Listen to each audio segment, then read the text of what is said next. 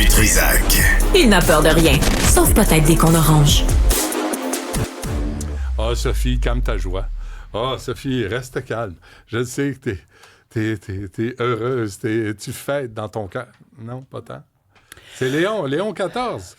Léon, Oscar, Mon ami, votre ami Arthur, Léon. peu importe. J'observe Oui. depuis la mort du pape une espèce de surenchère, de surmédiatisation, de surexcitation, de surcouverture, d'hystérie collective. Et je regarde ça, je me croise les bras et j'ai juste envie de dire, et je pèse mes mots, mais quelle bande d'hypocrites!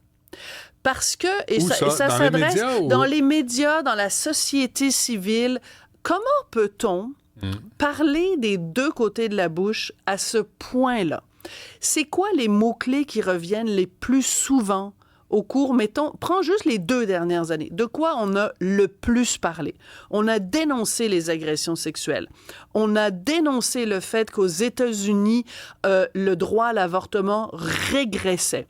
On a dénoncé avec des hashtags style « décider entre hommes » le fait qu'il n'y ait pas de représentation féminine dans les plus hautes sphères du pouvoir. C'est Prends clair. juste ces 3 éléments-là. Ouais. Qu'est-ce qu'on fait depuis la mort du pape? On célèbre une institution qui est archaïque, patriarcale, une forme de masculinité toxique, une organisation qui est contre l'avortement, même dans les cas de viol, ça, c'est même toutes dans les les cas religions, d'agression. Sophie. Oui, mais Toutes je te... les- toutes oui, les mais, religions mais sont dans le est-ce même que tu bateau.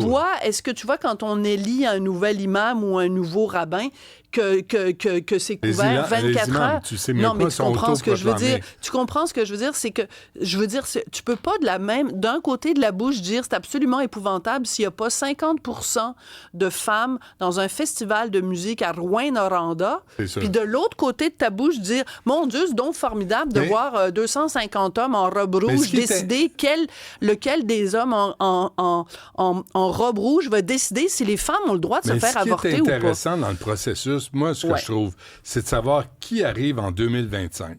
Puis, c'est-tu encore un réactionnaire qui va ignorer les violences sexuelles qui ont eu lieu sur souvent des jeunes enfants? L'ignorer ou les cacher, Ou les cacher, minimiser, ou les protéger. ou protéger les C'est agresseurs. Ne pas vouloir intégrer les femmes qui croient. Il y a des croyantes catholiques là, qui voudraient faire partie de l'Église catholique, mais tu sais, qu'on n'accepte pas. Ou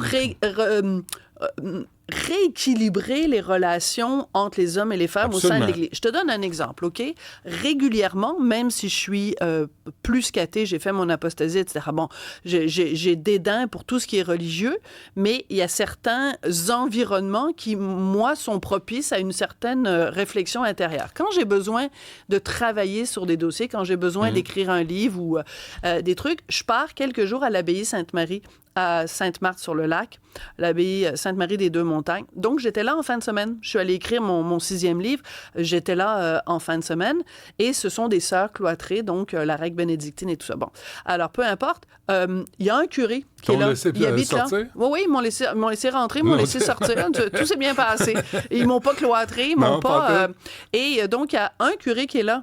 Tu sais, là, c'est lui qui fait la messe. Puis c'est lui qui, ouais. bon, etc. Ben, je veux dire, toutes les petites sœurs sont autour, là, en train de le servir. Et il se lève même pas lui-même pour aller se servir à manger, là. Je veux dire, c'est quoi? ça. Je veux C'est dire, ça qui arriver marche en plus. 2025... J'avais même mon sœur sans- Lépine, là, je lui ai dit Ouais. ça. Je dis, vous voyez encore les femmes comme des servantes. Ben oui. Faut que ça évolue. Mais c'est ça. Puis là, il n'osait pas répondre, parce que s'il répond, puis il répond pas à bonne affaire, il va se faire taper dessus par le Vatican. Mais il y a moyen de réformer. Je te donne, par exemple, moi, quelqu'un pour qui j'ai la plus grande admiration parce que c'est quelqu'un qui a vraiment une forme de réflexion sur la société qui m'intéresse. Delphine Orvilleur, c'est une femme rabbin. Excuse-moi, Sophie. Tu sais, Oui. On a José Silva qui écrit. Excellent. Puis il dit, excellent choix, évidemment, c'est du sarcasme. Un prêtre de Chicago où il y a eu lieu le plus grand nombre d'abus sexuels sur des enfants. Ouais. Et en plus, une fois qu'on a perdu, l'archidièse a vidé Diocèse, les comptes, ouais. diocèse, pardon, a vidé les comptes de banque pour ne pas indemniser les victimes. Voilà. Donc, en fait, c'est ça. Mais, tu sais, je veux dire, les gens disent en ce moment, il faudrait, pour se préparer à ce qui se passe en ce moment, revoir le film Conclave. Non, le film qu'il faut voir, c'est les films qui ont été faits sur les enquêtes sur les prêtres pédophiles, Spotlight. Je veux dire, je sais que je tape sur le même clou, mais c'est parce que j'ai l'impression que tout le monde regarde passer la parade, puis il manque ce regard critique-là. C'est dommage parce que l'Église pourrait pourrait évoluer. Se réformer, elle pourrait évoluer au lieu d'être un petit peu. comme les autres religions qu'on voit où les femmes sont maltraitées, c'est des religions misogynes, patriarcales, religieuses. Homophobe. Le 17 mai, là, on vient d'avoir le communiqué, parce que ça revient chaque année. Le 17 mai, c'est la journée de lutte contre l'homophobie.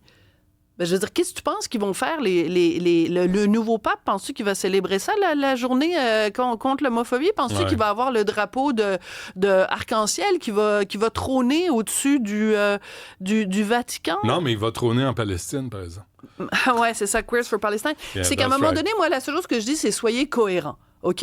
Si vous nous dites que vos valeurs, c'est ça, que vous voulez, que vous vous battez pour l'égalité homme-femme, que vous vous battez pour le droit des femmes à l'avortement, si vous me dites que c'est ça vos valeurs, vous pouvez pas à la fois être hyper excité par le choix d'un gars qui va refaire exactement la même chose que les autres ont fait. S'il y a des changements, les changements vont être minimaux, ils vont être, ça va être de, tu sais, si l'Église est à 100% homophobe, puis que là, elle le devient à 98%, on ne va quand même pas se mettre à applaudir puis à dire ils sont fabuleux, ces gens-là. Mais de façon logique, Sophie, la gang de cardinaux, les 133 qui étaient là pour voter, penses-tu qu'ils vont voter pour un terroriste qui va mettre des bombes dans l'institution? Tu sais, jamais. Ils vont voter pour quelqu'un qui va perpétuer. Je suis d'accord avec toi. Ce qui est mais à en ce place. moment-là, ça veut dire que nous, comme journalistes, nous, comme médias, nous, dans la société civile aussi, on doit garder notre esprit critique quand on couvre ça. Faut pas dérouler le tapis rouge puis couvrir ça 24 heures sur 24 comme si c'était l'affaire la plus importante sur le monde en ce moment. Tu sais, l'Inde, le Pakistan, ça va-tu péter? Il va-tu y avoir une bombe nucléaire? Ça va-tu être Hiroshima, Nagasaki x2? Je veux dire, c'est... Deux puissances unitaires. Je dis pas qu'on peut pas parler de ces deux choses-là, mais à un moment donné, couvrir l'élection du pape comme si c'était l'affaire la plus importante sur Terre. Mais c'est important parce qu'il représente 1,4 milliard de cathos dans le monde. Oui, mais il faut garder son esprit critique, Benoît. Comme journaliste, on ne peut pas couvrir ça en disant c'est puis un tel, puis l'autre. Voilà, merci de le dire. On fait pas d'infopub. Voilà, on s'intéresse au phénomène. Il ne faut pas que la couverture journalistique se transforme en infopub de l'Église catholique, de la même façon qu'il ne faut pas que ce soit pour aucune religion. La religion, c'est une idéologie. Et comme journaliste, on doit garder notre esprit critique face à n'importe quelle idéologie, comme on le garde par rapport à n'importe quel parti politique. Tu te souviens, on était là ensemble à San Jose, mais tu sais, c'est une illusion sur laquelle on se met d'accord. Ben, totalement. Puis on se dit, OK, là, toi, tu crois qu'il y a eu Jésus, il y a eu de là. Mais tu sais, mettons le Dalai Lama, là, tu sais, il est élu, là, il se promène dans les montagnes au Tibet, puis ils disent, il y a un petit enfant, puis ils disent, toi, t'es le Dalai Lama. Ben, ça aussi, c'est une histoire qu'on se raconte. Puis si les gens veulent croire cette histoire-là, je le respecte. Mais j'ai le droit aussi de critiquer cette histoire-là, ce narratif qu'on se raconte.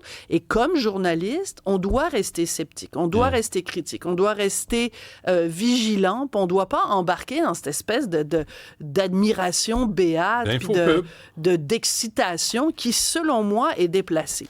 Selon moi. Bon, parfait. Ceci dit, en tout respect pour nos collègues dans tous les médias confondus, là. C'est dit. Voilà. Sophie, merci. Merci à toute l'équipe, à Cybèle, à Stéphanie, à Jean-Philippe, à Jean-François, à Alexandre Moranville. Merci à vous. Merci à vous d'avoir été là. Si Dieu le veut... Inch'Allah. Inch'Allah. Inch'Allah, une échalote. À demain, 11h.